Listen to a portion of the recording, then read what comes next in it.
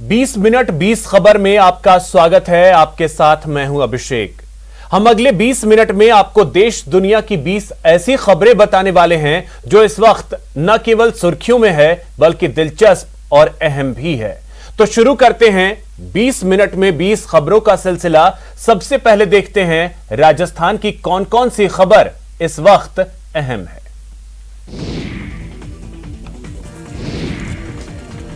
प्रदेश में कक्षा 9 से 12 तक के लिए निजी और सरकारी स्कूल फिर से खुल गए हैं। प्रदेश में एक बार फिर स्कूल खुल चुके हैं। कोरोना संक्रमण के दूसरी लहर की दौर के बाद में एक बार स्कूलों को खोलना एक बड़ी चुनौती थी, लेकिन राज्य सरकार ने यह निर्णय लिया कि पूरी तरह से सावधानी बरतते हुए स्कूलों को खोला जाएगा। स्कूलों को अलग अलग कक्षाओं के छात्रों के आने जाने का समय अलग अलग रखा गया है ताकि एक साथ सभी छात्र छात्राओं का जमावड़ा न हो। पेरेंट्स से स्कूल ये लिखित में ले चुके हैं कि वो अपनी मर्जी से स्टूडेंट्स को स्कूल भेज रहे हैं और उनकी औलाद कोविड नियमों की पालना करेगी। गौरतलब है कि स्कूलों को फिर से खोलने का निर्णय गहलोत सरकार ने कोविड-19 मामलों की संख्या में गिरावट के बीच लिया था।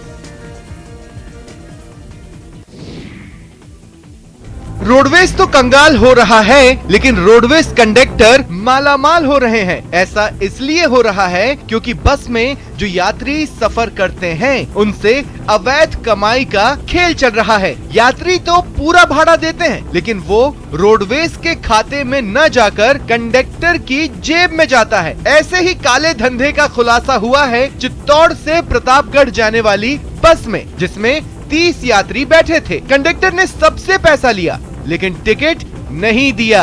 सबसे बड़ी बात कि इस काली कमाई को रोकने के लिए जो फ्लाइंग टीम बनाई गई है उसका भी कोई अता पता नहीं रहता। ऐसे में रोडवेज को लाखों का चूना लग रहा है और रोडवेज कर्मचारी काली कमाई से अपनी जेबें भर रहे हैं। सूचना है कि आप आपके पैसेंजर से पैसे ले रहे हो, टिकट नहीं दिए। कितने लोग आए हैं? क्यों रह गए? कैसे रह गए? आपकी जिम्मेदारी बनती है ना पूरी की पूरी। मांग लेते हम दे देते हैं, ऐसी कोई बड़ी बात थोड़ी है। पीछे थे हमने टिकट मांगा तो कुछ जवाब ही नहीं दिया और दिया भी नहीं। मैंने कहा कि टिकट तो सुना ही नहीं और सुना भी नहीं। और अब देखते हैं कुछ अन्य राज्यों की खबरें। दिल्ली पुलिस ने जामताड़ा गैंग के 14 आरोपियों को गिरफ्तार किया है। इस बार पुलिस ने जामताड़ा में बैठे साइबर क्राइम के रॉक स्टार और मास्टरमाइंड को भी गिरफ्तार कर लिया है। अब आप सोच रहे होंगे कि आखिर इस शातिर क्राइम को अंजाम देने वाले गैंग के रॉक स्टार और मास्टरमाइंड कौन हैं? तो सुनिए, अल्ताफ उर्फ रॉक स्टार सिर्फ 20 साल का है। अल्ताफ के गिरोह में दर्जनों लोग हैं और हर किसी का अलग अलग काम है। इस गैंग में सभी को अपने अपने काम में महारत हासिल है। खास बात यह कि गैंग में शामिल मेंबर मुश्किल से हाई स्कूल पास हैं, लेकिन इनके कारनामे ऐसे हैं कि उसकी चर्चा देश के कोने कोने से होते हुए विदेश तक पहुंच चुकी है। इनके अपराध का खेल इतना बड़ा था कि चीटिंग की कमाई से अल्ताफ अंसारी ने आलीशान कोठी बना रखी है। 2 से 3 लग्जरी कार भी उसके पास हैं। पुलिस की माने तो वो बंगाल भागने की फिराक में था और करीब 100 किलोमीटर पीछा करके उसकी गिरफ्तारी हुई है।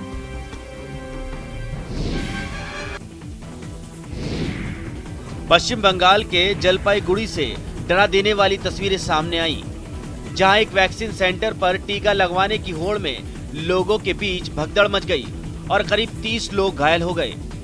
तस्वीरों में आप देख सकते हैं कि टीका लगवाने की होड़ में लोग वैक्सीन सेंटर के अंदर जाने के लिए धक्का मुक्की कर रहे हैं।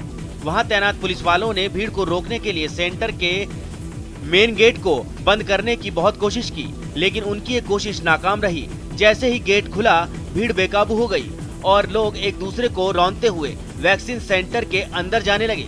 इस अफरा तफरी के बीच वहां चीख पुकार मच गई और लोग अपनों को बचाने के लिए जद्दोजहद करते दिखाई दिए। इसके बाद भी इन लोगों के बीच मारामारी जारी रही। हादसे के बाद की जो तस्वीर सामने आई है उसमें कुछ घायल फूट फूट कर कदर बरसे कि पानी ने एक इलाके की सूरत ही बिगाड़ कर रख दी। सड़कें नदियों की तरह नजर आने लगी। इलाके की कुछ इमारतें पानी में डूब गईं, जिसके कारण लोगों को कमर भर पानी से होकर गुजरना पड़ा। इस बारिश के बीच वहां कुछ जगहों पर पहाड़ खिसकने से भी लोगों की मुश्किलें बढ़ गईं। अहमदनगर धुले हाईवे पर पहाड़ का मलबा आने से कुछ गाड़ियां उसमें फंसी नजर आईं। कुछ इसी तरह की तस्वीरें औरंगाबाद से भी सामने आईं। वहां जोरदार बारिश के बाद नदी और नाले उफान पर आ गए। नदियों का पानी सड़कों पर पूरी ताकत के साथ बहता दिखा, जिसकी वजह से वहां से गुजरने वाली गाड़ियों को रोक दिया गया और कुछ जगहों पर सड़कें भी धंस गई। उधर जलगांव जिले में भी ऐसे ही हालात दिखे। वहां उफान पर आई तितूर नदी का पानी रिहायशी इलाकों में घुसने से लोगों की परेशानी बढ़ गई।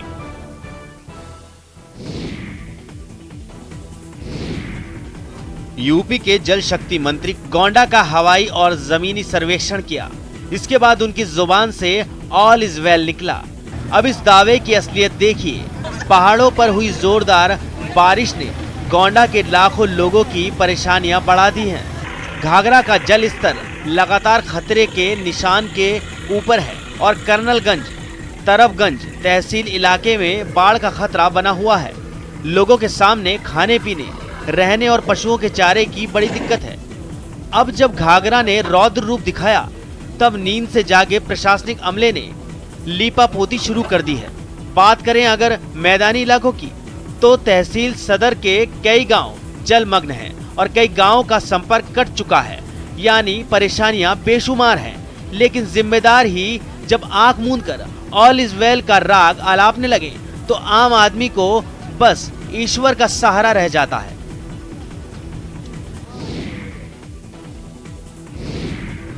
जाते जाते मानसून एक बार फिर दिल्ली एनसीआर पर मेहरबान हुआ, जिससे लोगों को गर्मी से तो राहत मिल गई, लेकिन कई जगहों पर पानी भरने से लोगों को परेशानी का सामना करना पड़ा। दिल्ली एम्स के पास सड़कों पर इतनी रफ्तार से पानी बहता दिखा कि वहां खड़ी एक मोटरसाइकिल पानी में बहते बहते बची। मोटरसाइकिल सवार से जब उसकी गाड़ी नहीं संभली, तो पास खड़े दूसरे आदमी ने उसकी मदद की, तब जाकर गाड़ी को बचाया जा सका। वहां की ज्यादातर सड़कों का यही हाल दिखा, जिनसे गुजरने वाली कारों के पहिए पानी में पूरे डूबे नजर आए। वीआईपी इलाकों की सूरत भी पानी भरने से बदल गई। सड़कें तालाब की तरह नजर आने लगी। क्या बसें, क्या कारें और क्या मोटरसाइकिल सवार, सबको इस परेशानी से दो चार होना पड़ा। बारिश से बचने के लिए किसी ने बस स्टैंड के नीचे शरण ली, तो किसी ने फ्लाईओवर के नीचे खड़े होकर खुद को बचाया। राजधानी के ज्यादातर इलाकों में कमोबेश ऐसे ही हालात देखने को मिले।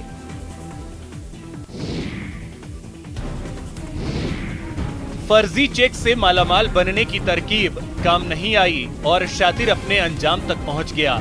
तस्वीरें छत्तीसगढ़ के बेमित्रा की हैं, जहां कोतवाली पुलिस ने फर्जी चेक के जरिए रकम निकालने वाले गिरोह के एक सदस्य को बिहार से गिरफ्तार कर लिया है।